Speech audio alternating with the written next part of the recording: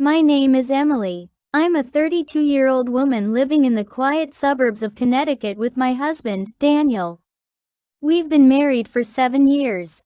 Daniel is a software engineer, calm, meticulous, and has a deep gaze that once made my heart race when we first met at a friend's party. He's the kind of man many women dream of: stable, loyal, and responsible.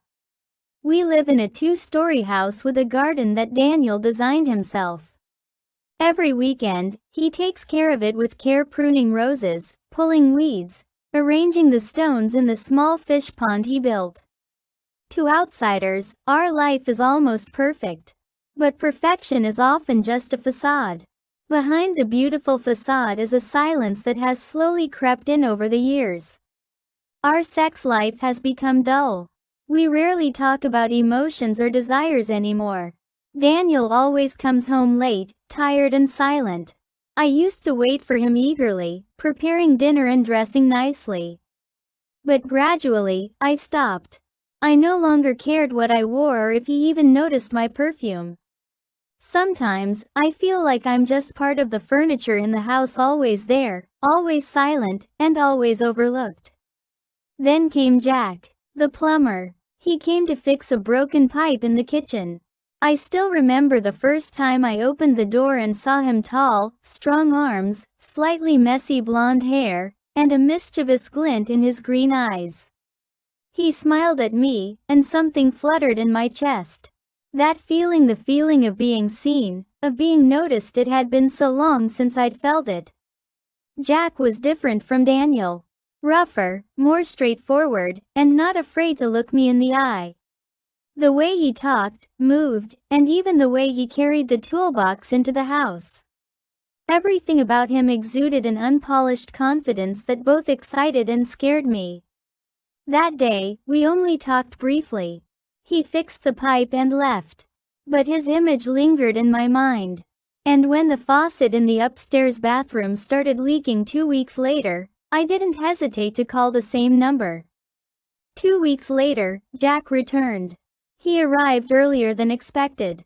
I hadn't even had time to put on makeup.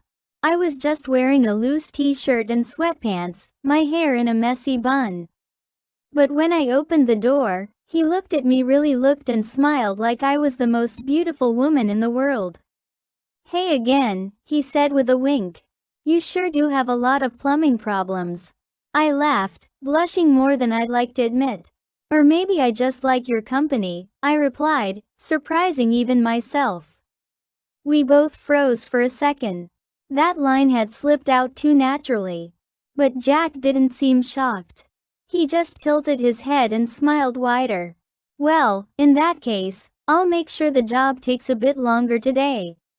He worked upstairs while I stayed in the kitchen, pretending to be busy. But my mind was racing. Every now and then I caught myself standing at the foot of the stairs, listening to the sounds of his tools. His footsteps, the occasional hum of a song under his breath.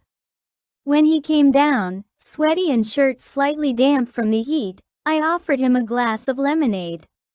We sat at the kitchen table. The conversation started light: favorite foods, weird clients, how hot the summer had been, but there was a current between us, a charged silence underneath every word. "Your husband's not around?" he asked casually. I shook my head. "Working late. He usually does." Jack nodded slowly. "Must get lonely." I didn't answer. I didn't need to. There was a long pause. The kind where you either break it with a laugh or a kiss. But we didn't do either. He stood up, put the glass down gently, and said, "Call me if anything else breaks." Then he left. I stood there long after the door closed, glass still in my hand, heart pounding like it hadn't in years. That week, everything seemed to stop working. First, the shower leaked. Then the kitchen light flickered strangely. By the third day, I was holding my phone, staring at Jack's number, unsure if I was calling a plumber or something else entirely. When he arrived, he didn't ask what needed fixing. He just looked at me and said, "What broke this time?" I smiled faintly. "Not sure." Something inside, maybe. That afternoon blurred into something more than repair work. He replaced the bulb, tightened the pipe, but our words were what mattered. We talked about things that had nothing to do with broken fixtures, about childhood memories, regrets, dreams never pursued. I told him things I hadn't said out loud in years. Jack listened like he had all the time in the world. When the silence came again, it didn't feel awkward. It felt safe. He leaned against the kitchen counter, arms crossed. You ever wonder what it'd be like to start over? Somewhere new? All the time, I whispered. But I never had the courage. He didn't answer. He just looked at me, really looked, like he could see all the parts of me I tried to hide. Then the door creaked. Not the front door. The bedroom door upstairs. We both turned sharply. My heart leapt. That's strange. No one's home. Jack straightened up. Maybe just the wind, he offered, but his voice wasn't certain. Still, he followed me up. The hallway was quiet. The bedroom door was open, but no one was inside. And yet, I swore I had heard it. We both had. For the first time, Jack didn't smile. He stepped into the room, scanned it, then said softly, "Sometimes things don't break. They try to warn us." I didn't understand what he meant. Not yet. That night, I couldn't sleep. The house felt different, like it was holding its breath. Every sound was louder. Every shadow seemed to stretch a little longer than it should. I thought of Jack's words.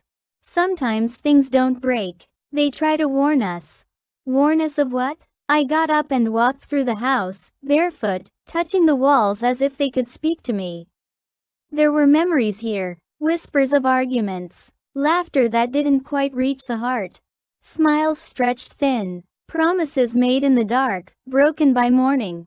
The silence wasn't empty, it was full of everything unspoken. I opened the window. The night breeze kissed my face. Across the street, Jack's light was still on. I hesitated, then picked up my phone.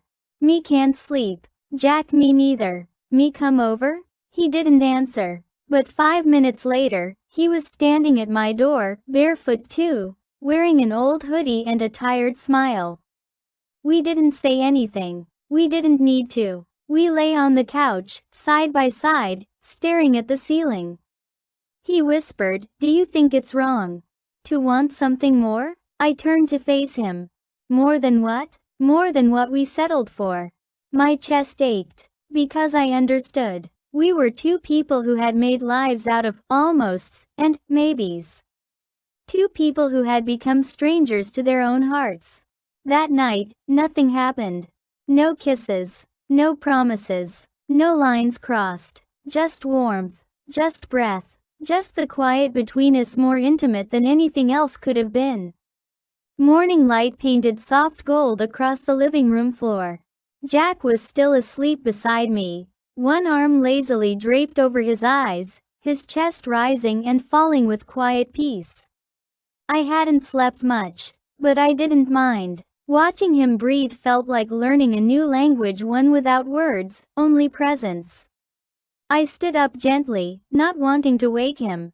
I made tea, the kind he liked, honey instead of sugar, no milk. Small things matter when you know someone quietly. When he woke up, his smile was a little slower, a little sadder. Like he knew the moment we were in couldn't last forever. "I should go," he said. "I know," I replied. But neither of us moved. He looked at me then, not the way people look at each other, but the way people see. And in that gaze, I felt 1,000 questions neither of us dared to ask.